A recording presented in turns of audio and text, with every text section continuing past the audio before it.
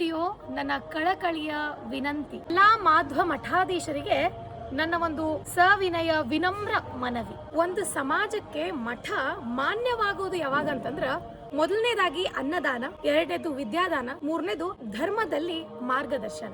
ಇವತ್ತಿನ ದಿವಸ ಧರ್ಮದೊಳಗ ಮಾರ್ಗದರ್ಶನವನ್ನ ನಮ್ಮೆಲ್ಲಾ ಮಠಮಾನ್ಯಗಳಲ್ಲಿ ಯತಿಗಳು ಹಾಗೂ ಗುರುವೃಂದ ಪಂಡಿತರೆಲ್ಲರೂ ಕೂಡ ಮಾಡ್ಕೊಂಡಿರ್ತಾರೆ.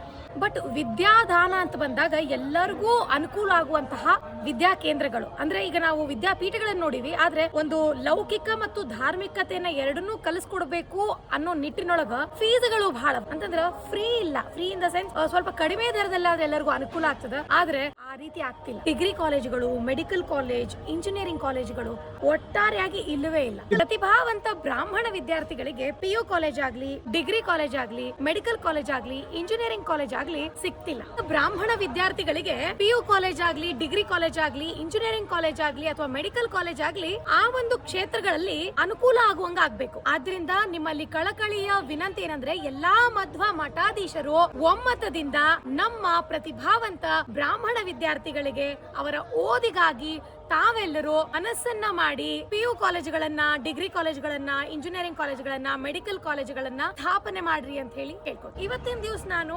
ಅಹೋಬಲದಿಂದ ಶ್ರೀಶೈಲಕ್ಕೆ ಹೊರಡೋ ಮಾರ್ಗದೊಳಗ ನಂದೀಶ್ವರಗೆ ಅಂದ್ರೆ ದೊಡ್ಡ ನಂದಿ, ಮಹಾನಂದಿ ಭೇಟಿ ಕೊಟ್ಟಾಗ ಊಟಕ್ಕಂತ ಹೇಳಿ ನಾನು ಅಖಿಲ ಭಾರತ ಬ್ರಾಹ್ಮಣ ಕರಿವಣ ನಿತ್ಯ ಅನ್ನದಾನ ಸೇವಾ ಸತ್ರಮ್ಗೆ ಬಂದಿದ್ದೆ. ಇಲ್ಲಿ 700 ವರ್ಷಗಳಿಂದ ನಿತ್ಯವೂ ಅನ್ನದಾನ ನಡೆಯಲಿದೆ. ಯಾವ ಬ್ರಾಹ್ಮಣನಿದ್ದರೂ ಕೂಡ ಅವನ ಗೋತ್ರವನ್ನ ಕೇಳಿ ಉಚಿತವಾಗಿ ಅನ್ನದಾನವನ್ನ ಮಾಡಲಿದೆ. ಉಡುಪಿ, ತಿರುಪತಿ, ಮಂತ್ರಾಲಯ ಈ 2-3 ಕ್ಷೇತ್ರಗಳಲ್ಲಿ ಮಾತ್ರ ನಾವು ದುಡ್ಡನ್ನ ಕೊಡ್ಲಾರ್ದೆ, ಹಸ್ತೋದಕ್ಕೆ ಇರ್ಲಾರ್ದೆ ಊಟವನ್ನ ಮಾಡ್ತೀವಿ. ಮಠಗಳು ಬರೀ ಸ್ವಾಮಿಗಳದ್ದಷ್ಟೇ ಜವಾಬ್ದಾರಿ ಅಲ್ಲ, ಕಿಂತು ನಮ್ಮೆಲ್ಲ ಸಮಾಜದವರದು ಕೂಡ ಜವಾಬ್ದಾರಿಯಾಗಿದೆ. ಆದ ಕಾರಣ ಇದ್ದವರು ನಾವು ಅವಶ್ಯವಾಗಿ ಕೊಟ್ಟೆ ಕೊಡ್ತೀವಿ. ಬಟ್ ಇರ್ಲಾರ್ದವ್ರಿಗೆ, ಕೊಡ್ಲಿಕ್ಕೆ ಆಗ್ಲಾರ್ದವ್ರಿಗೆ ಅಂತ ಹೇಳಿ ತಾವು ದಯಮಾಡಿ ಅನ್ನದಾನದ ವ್ಯವಸ್ಥೆಯನ್ನ ಮಾಡ್ಬೇಕು. ಇವತ್ತು ಎಲ್ಲಾ ಮಠಮಾನ್ಯರದು ಇಡೀ ದೇಶದೊಳಗ ಸಾವಿರಾರು ಮಠಗಳವ. ಅಲ್ಲಿ ಸಾವಿರಾರು ಸಂಖ್ಯೆಯಲ್ಲಿ ಭಕ್ತರು ಬಂದು ಪ್ರಸಾದ ಸ್ವೀಕರಿಸ್ಕೊಂಡು ಹೊರಟು. ಆದ್ರೆ ಇದ್ದವರು ಅವಶ್ಯವಾಗಿ ಹಸ್ತೋದಕ್ಕ ಕೊಟ್ಟೋಗ್ರಿ, ಒಬ್ರಿಗಲ್ಲ 10 ಜನ ಕೊಟ್ಟೋಗ್ರಿ. ಇಲ್ದವ್ರಿಗೆ ಕೊಟ್ಟ ಹೋಗ್ಬೇಕು, ಕೊಟ್ಟೆನ ಊಟ ಮಾಡ್ಬೇಕು ಅನ್ನೋ ಕಡಿವಾಣದ ನಿಯಮ ಬೇಡ. ಒಂದು ಅನ್ನ ಸಾರಾದ್ರೂ ಹಾಕ್ರಿ, ಒಂದು ಅನ್ನ ಹುಳಿಯರ ಹಾಕ್ರಿ, ಅಥವಾ ಒಂದು ಅನ್ನ ಮೊಸರರ ಹಾಕ್ರಿ, ಅನ್ನ ಮಜ್ಜಿಗೆರ ಹಾಕ್ರಿ,